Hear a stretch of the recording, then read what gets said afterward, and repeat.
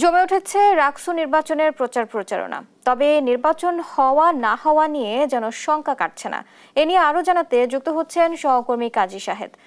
কেমন দেখছেন প্রচারণা এবং কি বলছেন প্রার্থী ও ভোটাররা, এ বিষয়ে আমাদের জানাবেন।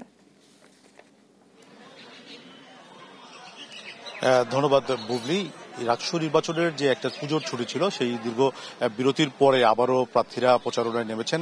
গত 3 দিন ধরে আবারও রাকসুর প্রার্থী যারা আছেন তারা ভোটারদের দ্বারে যাচ্ছেন, ভোটারদের কাছে যাচ্ছেন। বলা যায় যে গত 2 দিন থেকে একটা উৎসব মুখর পরিবেশে যাতে রাকসু নির্বাচন হয়, এই জন্য কিন্তু প্রার্থীরা বিশেষ করে তারা কিন্তু ব্যাপক প্রচারণা চালাচ্ছেন। আমরা একটু কথা বলতে চাই, যেহেতু সংশয়ের কথা আসছে বারবার করেই, আমরা একজন ভিপি প্রার্থীর সঙ্গে কথা বলতে চাই। সংশয়ের কথাটা আবার কেন আসছে বারবার? আচ্ছা দেখুন, আমাদের এখানে মেইন সমস্যা যেটা সামনে এসেছে সেটা পোষ্যকোটা। এটা আমাদের সমসাময়িক সময়ে ডাকসু নির্বাচন হয়েছে, চাকসু নির্বাচন হয়েছে, ওখানে এই অবস্টাকল ছিল না। কিন্তু আমাদের বিশ্ববিদ্যালয়ে একটা পোষ্যকোটা মীমাংসিত ইস্যু, রাকসুকে জিম্মি করে বিশ্ববিদ্যালয়ের শিক্ষক কর্মকর্তা কর্মচারীরা, আমরা মনে করি এটা রাকসুকে বানচাল করার ষড়যন্ত্র হিসেবে তারা এই পোষ্যকোটাকে সামনে এনেছে।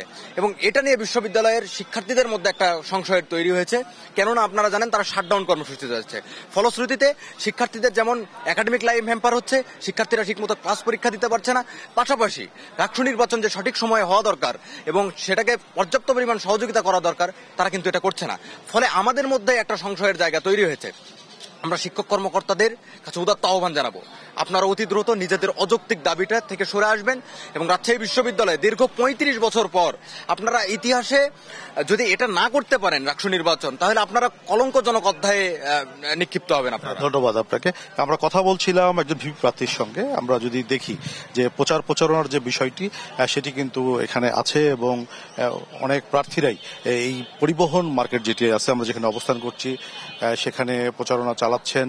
বিশেষ করে ভিপি জিএস প্রার্থী যারা আছেন তারা হলেও প্রচারণায় যাচ্ছেন এবং আজকেও যেহেতু একটা পরিবেশ আছে এবং ক্যাম্পাসে ক্লাস এখন মোটামুটি শুরু হয়েছে, ফলে তারাও প্রচারণা চালাচ্ছেন। এবং এখন পর্যন্ত আমরা যতটুকু দেখেছি যে একটা উৎসব মুখর পরিবেশে ভোট আয়োজনের জন্য প্রার্থীদের পক্ষ থেকে দাবি জানানো হয়েছে। এছাড়া বিশ্ববিদ্যালয় প্রশাসন এবং নির্বাচন কমিশন তারা যেটি বলছে যে শিক্ষক কর্মকর্তা কর্মচারীদের যে আলটিমেটাম আছে সেটি সমঝোতা করেই তারা আগামী 16 অক্টোবর যে ভোট সেটি তারা করতে চান। তো এই ছিল আমার কাছ থেকে রাকসু নির্বাচন নিয়ে সর্বশেষ। বুবলি, ফিরছি স্টুডিওতে আপনার কাছে।